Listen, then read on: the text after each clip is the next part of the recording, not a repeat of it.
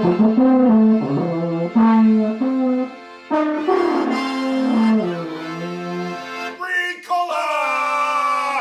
Hey, willkommen, folks, to the bar, Dad. Today we are talking Oktoberfest. Yes, all the food, the beer, the schnapps, the Alpenhorns, and of course, the accordion and great music. So pull up a chair and we'll talk about it. Prost! It's the Bar Dad. Hey folks, welcome back. Yogi here with a very, very wunderbar guest. Mr. Jim Horzen is with me. Jim, how are you, brother? Great. Good to see you. Great to be here, Yogi. So I'm thinking, okay, we want to do a piece on Oktoberfest, right? Makes sense. And it does, because why not? And I'm thinking, who do I know that knows a lot about Oktoberfest and has participated in like a million Oktoberfests? At least, yeah. Jim Horzen, he owns an accordion, which you'll be seeing later. You have to really like him and say nice things to him, but you get to see his accordion. It's amazing. By the way, we have a studio audience in the audience. Purple marks. Yeah. I love it. As you know, audience of the Bar Dad, is this program has always been about educating you and helping you expand your horizons. And Oktoberfest has become extremely popular. It's been around since 1810. Bingo. Bingo. Yes. I think that deserves a drink. Prost. Prost. Prost. Prost, my head. So can you talk a little bit about the origins of Oktoberfest and where that all came about? Well, it was Crown Prince Ludwig's marriage. And on the grounds there, they invited everybody in Munich in 1810. And they had a horse race. Oh. And it turned out to be a big deal. Let's do it in 1811 too. Not do the marriage again, but let's have a party. And I just heard that they celebrated their 200th anniversary, and they had a horse race again. Throughout the years, they did not have they just had the big party, the beer, and the good times. That's so romantic. And gotta love a horse race. So it is turned into the quintessential. It's always held in Munich, right? Yes. And you and by the way, that area. This is an interesting fact. That area in German is known as The Wiesen. Wiesen. Yeah. But what's Bayern? Bayern. Bayern Is Bavaria. Bavaria. And Okay, because Bayer aspirin came from Bavaria. blow your mind. Bayern, that's like Bavaria. It's the region of Germany. Right. And Munich is the city. Right. Now, I a couple years ago, I got to go. Woo. It's like, I got to go to the Oktoberfest. And this is the size beer you had, isn't it? Yes. Times little exponent behind that name. Yes. So Munich is this huge party, Huge. which people from all over the world, but it's still considered a local celebration in Munich. But it's huge. Huge. And millions of liters of beer are served. I last read that the last Oktoberfest, they didn't have it last year, but there was 7.5 million liters consumed. That's only 2 more that might be consumed in today's episode by the time we get through it. Just saying. But interestingly, no. Because you go to some Oktoberfest and they bring in beers from one Oktoberfest already like 1,500 different kinds of beers. Yeah. In the real Oktoberfest, 6 beers. 6/10, right? 6/10, because they have to be made in Germany. And we're drinking one right now. We're drinking a Hacker Shore. Oh, gotta love it. Hacker Shore Oktoberfest. And you're drinking the Hofbräu. Hofbräu. Okay. And I remember when I was Prost. in Munich, and we stayed in a private guest house, and I asked the owner, I said, how do I get the Lowenbrau? And he said, Löwenbräu. Löwenbräu. That's how you say it. Even You gotta say it right. he was a real Deutschbag, wasn't he? I got to use that, didn't I? I'm laughing.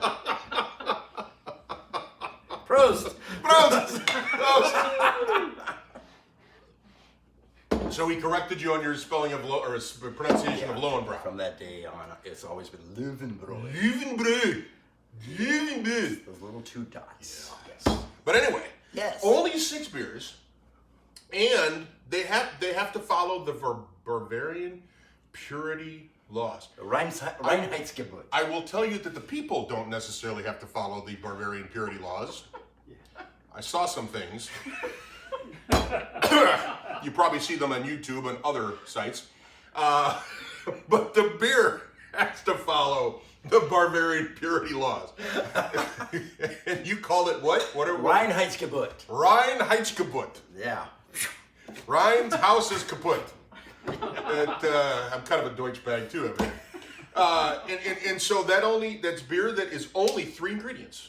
That's what I understand, yes. Water, hops, and barley, right? Is that right? Yeast, not barley. Water, hops, and barley. Okay. Might want to do some research. Audience member, where's my horn? I think the yeast they considered as a natural. Yeah. Sorry. I huff and I puff and I'll blow my horn. Thank you.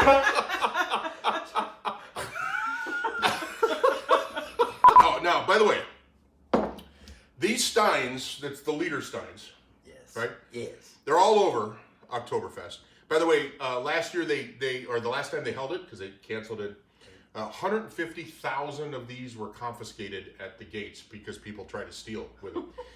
These things are fully filled up, about 3 pounds. 3 pounds. Wow. So that's why the Germans have the giant arms, because they do this. Interesting, this is kind of party at Oktoberfest. 10% of all injuries, by the way, have their own Red Cross tent. 10% of all injuries are the result of somebody getting hit over the head with one of these things. And they sound just like that, too. When I haven't met a German woman that I would mess with anyway, regardless if they're carrying a lot of steins. Lederhosen. So this is like the traditional dress of Bavaria. Bavaria. And it is made of like some sort of animal hide or cowhide, is it? Different. There's different qualities of lederhosen. Yeah, they have the deer and the cowhide, and there's different amounts you can pay. Can you for tell by lederhosen. feeling? No. I can see that. You can see? What can you see? I can see different qualities. If you go to a German club and you see some of the very hardcore shoe slapping dancers, they wear very expensive lederhosen. Oh. This wasn't cheap. It's Yours more expensive than this? Yours are good. No, It's very hardy, and they've got this flap here. I don't know if you can see it on camera. I don't have somebody else zooming in for me here, but I'll show it on a still picture. Still picture. Okay. So if you have to go to the bathroom, anticipate going, because there's a lot of buttons. Do you know what the word for bra is in German? Oh, stop and flopping. Stop and flop. Keeps them from flopping. Keep them from. Und holds them in. Yes, the dirndls are very sexy. They become more. I mean, last I would say 10, 20 years, they've really taken a turn. Yeah, the Broomhilde that wore it in 1842, it probably wasn't that sexy. No, they were housemaid outfits with an apron, and then over the years, like I said, they wear them to costume Halloween parties even now. I mean, very short. Yes. And revealing. Let's say. Yes. Now I bought these in the States. They're authentic. I did. Okay. I tried to buy them in Germany when I was there, but none of them fit. Do you know why? I figured this out. They're out of your size. They were because I was looking for lederhosen, right? I don't fit into the metric system. I needed the gallon hosen, so I had to come to the United States. Honk. Thank you. But interesting story. Very, very serious right now. That post World War II, the lederhosen and the dirndls were considered very Nazi propaganda because they were promoted during the Nazi regime, and for the longest time, they frowned on traditional German dress for the most part. Wow. And it wasn't until late or early 21st century where they're coming back. So in the 1970s, people would wear jeans, like locals wore jeans at Oktoberfest. Now it's like tradition that the locals all come dressed fully, and I will attest to that. There was Lederhosen everywhere. Oh, yeah. Lederhosen, pantyhosen. It was mass hysteria. It was. So, I brought you here because... Yes. Because I want to take the Bar Dad audience through various aspects of Oktoberfest. Because, again, it's really important from a heritage standpoint, from a tradition standpoint, that when you go to, like, there's an Oktoberfest a dime a dozen these days with all these craft breweries having Oktoberfest, right? Everywhere. And to go, but to truly understand what it's about and what it means and what are some of the traditions and why you're doing certain things, I think only enriches the entire thing. It's all about education, isn't it? Rock and roll, brother. So stay tuned. We'll be right back. All right, Jim. So Yes. among one of the things that you're going to hear a lot of when you're at an Oktoberfest or the Oktoberfest versus did you just throw up on my shoes? By the way, did you know Adidas released a vomit I just proof? I saw my things today. I saw that. Did you see it? Yes. Vomit proof shoes for specifically for Oktoberfest. Yes. We're talking practical. Yeah, practical. Is Prost. Yes. Prost. What is Prost? Toast. And the... Do you have like jam and Prost? That was bad. No, Prost is toast. And what we cheers. sing, Like, cheers. cheers. Na zdravia. Zdravia. Yeah. It's a... And the line is Ein Prosit der Gemütlichkeit. So that means a toast. And Gemütlichkeit is a word that means many things. It means a warm atmosphere, a happy atmosphere, friendly atmosphere. Just, you know, when everybody's happy. Everybody's lit, kind of standing around eating a pretzel. It leads to that, yes. That's what you do. And so, yeah, go ahead. I'm sorry, please. No, and we sing the toast, Ein Prosit der Gemütlichkeit. So a toast to good times. All right, so you've brought the accordion. I did. I'm honored. And so let's walk through the words. So the first, it's Ein Prosit. P-R-O-S-I-T. S-I-T. Ein But when Prosit. you spell Prost, it's P-R-O-S-T. But when you sing it, it's P-R-O-S-I-T. Yeah, It I screws think me up all the time. they just put an apostrophe. Damn Germans. Ein Prosit. Ein Prosit. der Der Gemütlichkeit. Gemütlichkeit. Ein Prosit, ein Prosit, der Gemütlichkeit. And then, Then we say Ein. zwei, drei. You could say dry. Dry. Actually, there's no strict rules on the end. I've seen bands and heard bands do both. They'll say Ein, zwei, super, Ein, zwei, drei, super. So what do you sing? Because when you perform, we'll talk about it. I think we do Ein, zwei. You think, Eins, zwei, super. Ein, zwei, super. Zufa? That's a tough one because there's a G and an apostrophe. Zufa. Zufa. Yeah. And Just say loofah. People know, they know you know. Well, another Eins, interesting. zwei, loofah. If you can't say Gemütlichkeit, Yeah. what sometimes we advise people say Ein Prosit, go fly a kite.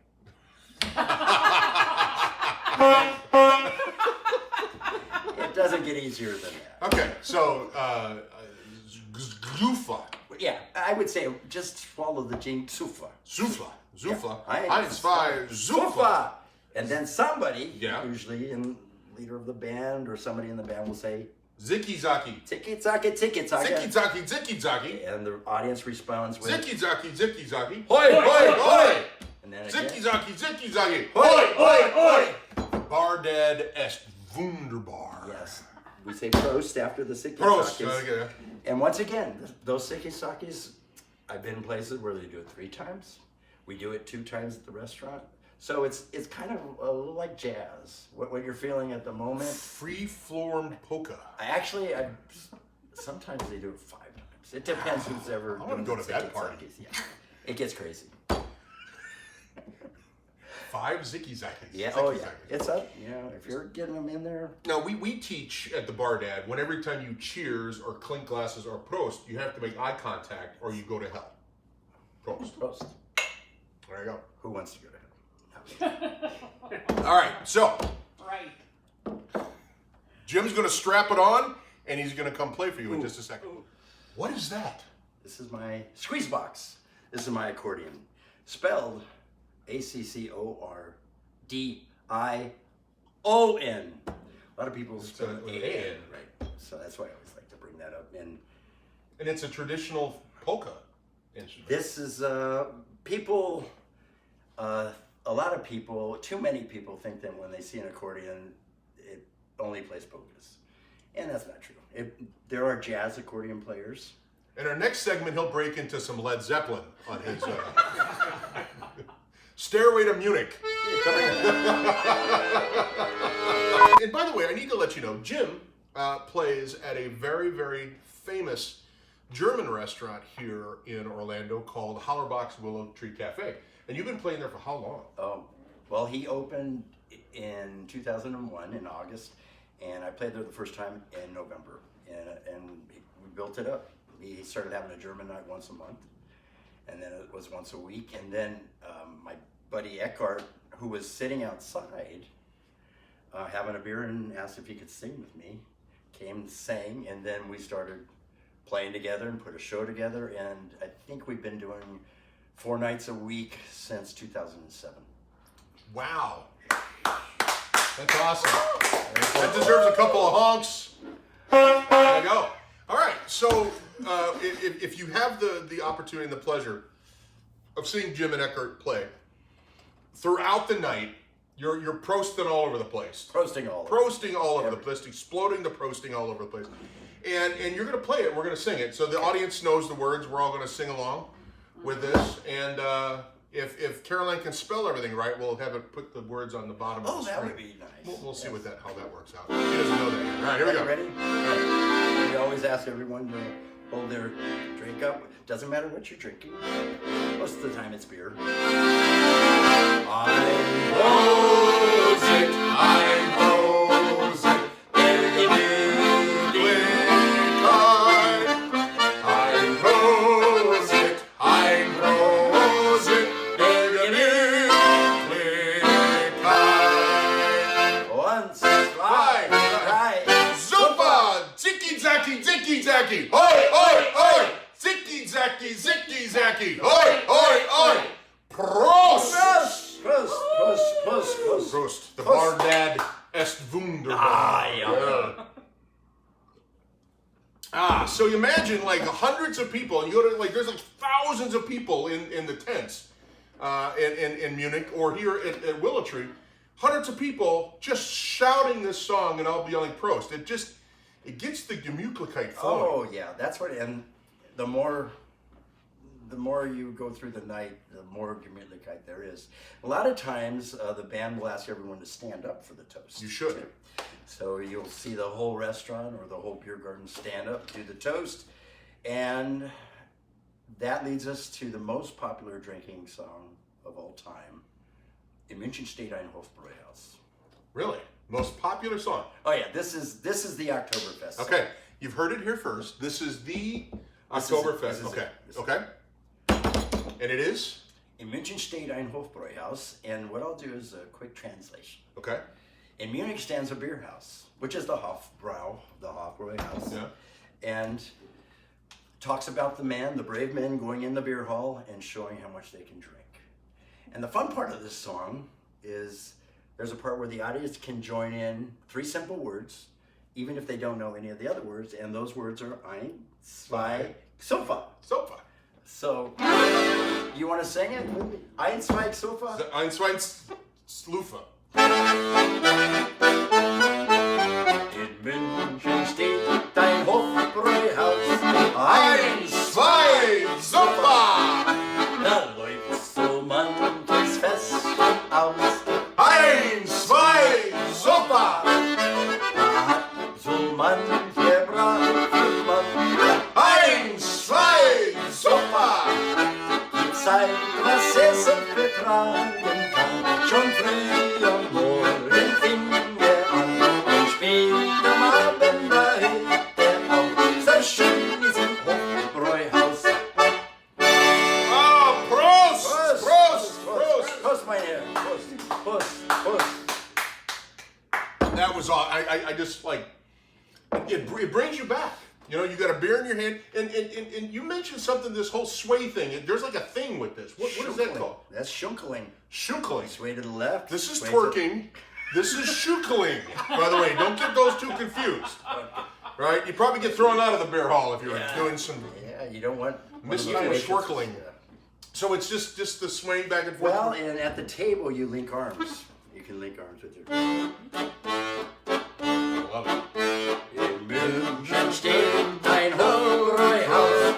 Eins, zwei, Sofa. And then they do this like so manches Festchen auf. Eins, zwei, Sofa. And you That's guys way too complicated.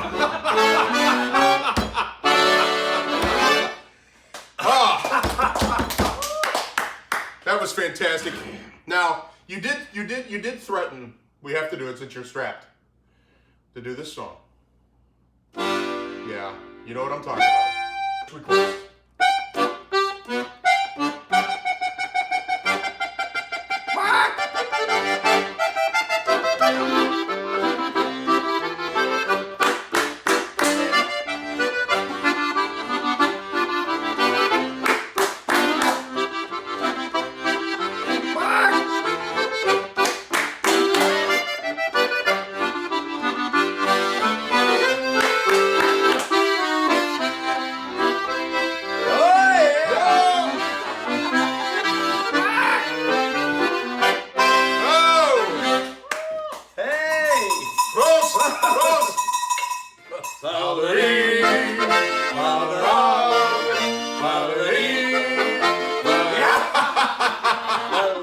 Hey, Bar Dad folks, remember to find us on YouTube, like, subscribe, send us a comment, find us on Instagram, hit that like button, or what are you doing? You follow me on Instagram, and send us an email at thebardad@gmail.com. Until then, keep your friends close, and keep your friends close, and your Auf Wiedersehen, Bar Dad people. We'll see you at part 2. Prost! Prost!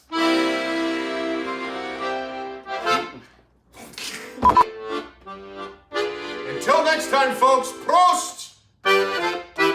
Keep your friends close and your scotch closer. It's the Bar Dad. Prost! Prost! Keep your friends close and your scotch closer. It's the Bar Dad.